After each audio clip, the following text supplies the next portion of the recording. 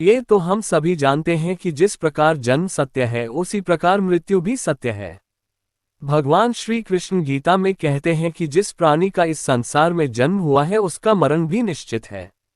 शरीर नश्वर है और मृत्यु के पश्चात प्रत्येक प्राणी की आत्मा इस नश्वर शरीर को त्याग देती है और हम सभी को एक ना एक दिन ये शरीर छोड़कर जाना ही है।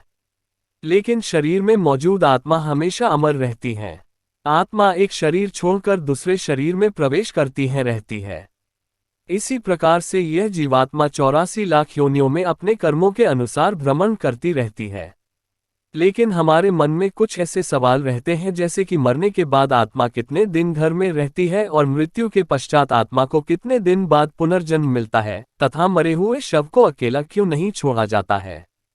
तो यही सब बताने वाले हैं हम आपको आज के इस वीडियो में। तो मित्रों, एक बार फिर स्वागत है आपका सत्य सनातन पर। बने रहिए आज के वीडियो में हमारे साथ अंत तक और कर दीजिए हमारे चैनल को सब्सक्राइब। तो चलिए बिना देरी किए शुरू करते हैं आज का वीडियो। सबसे पहले हम जानेंगे कि मरने के बाद आत्मा कितने दिन घर में रहती है तथा 13 दिन के बाद आत्मा कहाँ जाती है।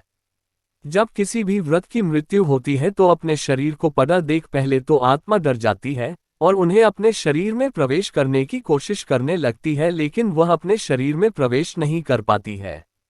मरने के बाद आत्मा परिवार वालों के मोह में पड़ी होती है, इसलिए आत्मा परिवार वालों के मोह के कारण 13 दिन तक घर को नहीं छोड़ती है। जब घर वाले 10 दिन होने के पश्चात पिंडदान आदि करते हैं तब जाकर धीरे धीरे मरने के बाद आत्मा काम खत्म हो जाता है और वह घर को छोड़ देती है। 13 दिन बाद जीवात्मा को यमराज के गाने अपने साथ ले जाते हैं और उसके लिए उसके कर्मों के हिसाब से नई योनि की तलाश करते करते आत्मा को 47 जितने दिन लग जाते हैं। अगर किसी व्यक्ति की मृत्यु आकस्मिक दुर्घटना हुई है तो ऐसी आत्मा 47 दिन से भी अधिक दिन तक धरती पर भटकती रहती है। अब हम जानेंगे कि मृत्यु के पश्चात शव को अकेला क्यों नहीं छोड़ा जाता है।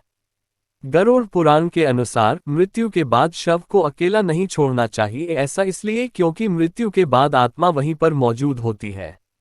मरने के पश्चात भी आत्मा को अपने शरीर से बड़ा लगाव रहता है तथा वहां पर वह अपने सगे संबंधियों द्वारा की जाने वाली क्रियाओं तथा उनके द्वारा कही जाने वाली बातों को सुनती है। यदि शव को अकेला छोड़ दिया जाता है तो आत्मा को बहुत कष्ट होता है और दुख के कारण वह भटकने लगती है, जिससे उसके प्रेत योनि में जाने की अधिक संभावनाएं बनी रहती हैं। अब हम जानेंगे कि मृत्यु के पश्चात शव को जलाना क्यों आवश्यक है। कहा जाता है कि यदि मृत्यु के पश्चात भी आत्मा का अपने शरीर से संबंध जुड़ा रहता है, यदि मृत्यु के पश्चात शरीर को न जलाया जाए तो तांत्रिक उसके शरीर को प्रयोग करके आत्मा को अपने बस में कर सकता है और उससे बुरे बुरे कार्य करवा सकता है। इसीलिए 18 वर्ष से ज्यादा के व्यक्ति के शरीर को जला दिया जाता है। बच्चों के शरीर से उनकी आत्मा को बस में नहीं किया जा सकता, क्योंकि बच्चों को मृत्यु के पश्चात तुरंत ही दूसरी योनि में प्रवेश मिल जाता है, इसीलिए बच्चों को सिर्फ दफन कर दिया जाता है। तो आज के लिए बस इतना ही। मिलते हैं आपसे अगले वीडियो में, तब तक के लिए राधे राधे।